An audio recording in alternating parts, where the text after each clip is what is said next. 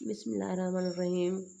अस्सलाम वालेकुम। मैं सबब बलोच अज जे एक नए टॉपिक से गॾु कल असां पढ़ियूंसीं मुख़्तलिफ़ चेयर्स, उन खां पोइ मशहूरु माग, सिंध जा क़दीम शहर, तहक़ीक़ी जेके जर्नल उहे जेके आहिनि इदारा सरकारी, असां सिंधी अदबी ॿोली जे लिहाज़ खां जेके इदारा कमु कनि पिया सिंधी ॿोली ते उहे पढ़ियासीं। अॼु पढ़ंदासीं मशहूरु सूफ़ी बुज़ुर्ग ऐं जेको आहे मशहूरु डंडो। उन खां अलावा जेको असांजे पंहिंजे पहिरियों टॉपिक जे तरफ़ अॼु जो असांजो टॉपिक आहे मशहूरु सूफ़ी बुज़ुर्ग दरगाहूं। जेके मशहूरु सूफ़ी बुज़ुर्ग आहिनि ऐं उन्हनि जूं दरगाहूं किथे आहिनि उहे पढ़ंदासीं। बुज़ुर्ग जो नालो ऐं शहर उन जो पढ़ंदासीं। पहिरियों आहे ख़्वाजा मोहम्मद ज़मान लवारिया वारो। इहो जेको आहे लवारी शरीफ़ में आहे, जो ज़िलो जेको आहे बदीन आहे। ॿियों आहे सचल सरमस्त, इहो दराज़ा जो आहे, जेको ज़िलो ख़ैरपुर मिरस अथसि। टियों आहे समन साईं, इहो जेको आहे पंगरियो जो आहे ऐं जो ज़िलो जेको आहे बदीन आहे।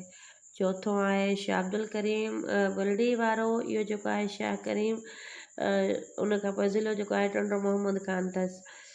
पंजों आहे शाह अब्दुल लतीफ़ भेटाई, इहो भेटी शाह ते आहे, जेको ज़िलो मटियारी अथसि। छहों आहे सूफ़ी शाह इनायत, जेको इहो जोक शरीफ़ जो आहे ऐं ज़िलो जेको अथसि ठठो आहे।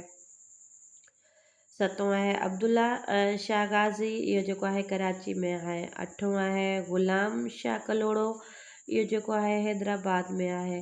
नओं आहे कलंदर लाल शहबाज़, इहो जेको आहे सेवण ढंढ ऐं शहर ॾिसंदासीं। पहिरीं ढंढ जेका आहे अमीनाणी ढंढ आहे, जेको ज़िलो दादू में आहे। ॿीं जेका बदाम गैबी देरो ढंढ आहे, जेको कंबर शाह दादकोट में आहे। टियों आहे बगरी न्यू छोर में, जेको ज़िलो अथसि उमरकोट अथसि। इहा नारे जे किनारे आहे बकार। पंजों आहे बुरड़ी तालको केन शाह, ज़िलो दादू। छहों आहे थेबाट, जेको लकी शाह सदर तालको सेवण। सतों आहे पाट, इहो जेको आहे पाट आहे, इहो ज़िलो दादू अथसि। अठों आहे हमल, जो कंबर शाह दादकोट में आहे। नओं आहे ड्रिग, ज़िलो जेको आहे कंबर शाह दादकोट आहे। ॾहों आहे सारू तालको, जेको आहे वारा आहे, ज़िलो कंबर शाह दादकोट। 11हों आहे कराड़, जेको भेटी शाह ते कराड़ ढंढ आहे, जेको भेटी शाह ते आहे, ज़िलो जेको आहे मटियारी आहे। कराड़ ढंढ जेका इहा मशहूरु बि आहे कोलाब जेल, जेका ज़िलो ख़ैरपुर में आहे। 13हों आहे केला नेकर, जेको ढोरू नारो, ज़िलो उमरकोट आहे। 14हों आहे किंजर ढंढ, जेको इहो ठठे में आहे। 15हों आहे लंघा, कंबर शाह दादकोट आहे। 16हों आहे मुखी, जेको इहो सांगड़ में आहे। 17हों आहे मंछर, इहो सेवण में आहे। 18हों आहे मोड़ल ढंढ, जेका अछड़ो थर जी तरफ़ आहे। 19हों आहे हाले जी, उहो जेको आहे ठठे जी तरफ़ आहे। सिंध जा कोट ऐं किला। पहिरीं असां ढंढू पढ़ियोसीं, पहिरें बुज़ुर्ग ऐं उन्हनि जे शहर पढ़ियासीं, पोइ ढंढू पढ़ियोसीं। हाणे आहे सिंध जा कोट ऐं किला। पहिरियों आहे उनड़ कोट, जेको खीरेन कोट सिजावल में आहे। ॿियों आहे पको किलो, जेको हैदराबाद में आहे 1772 ईस्वी में। टियों आहे दलील कोट, जेको सकरिंड नवाबशाह में आहे। चौथों आहे रतो कोट, जेको खिपरो, ज़िलो सांगड़ में आहे।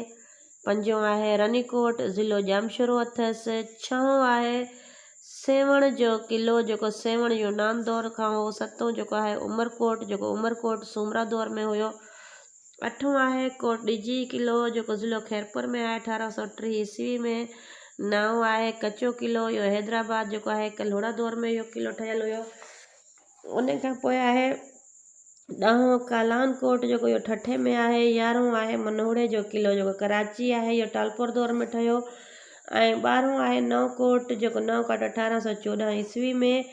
ऐं 13हों आहे नंद कोट जाते, जेको ज़िलो सजावल आहे। 14हों आहे नेरून कोट, जेको हैदराबाद में आहे कपिल मसीह खां।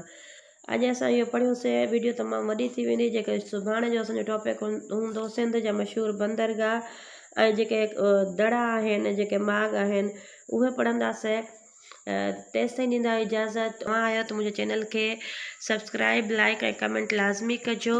ऐं जेको आहे मुंहिंजी हौसला अफ़ज़ाई लाइ जेको आहे कमेंट बि लाज़मी कजो। मिलंदासीं हिकु ॿिए टॉपिक में तमामु जल्द। तेसिताईं ॾींदा इजाज़त। ओके, अल्लाह हाफ़िज़।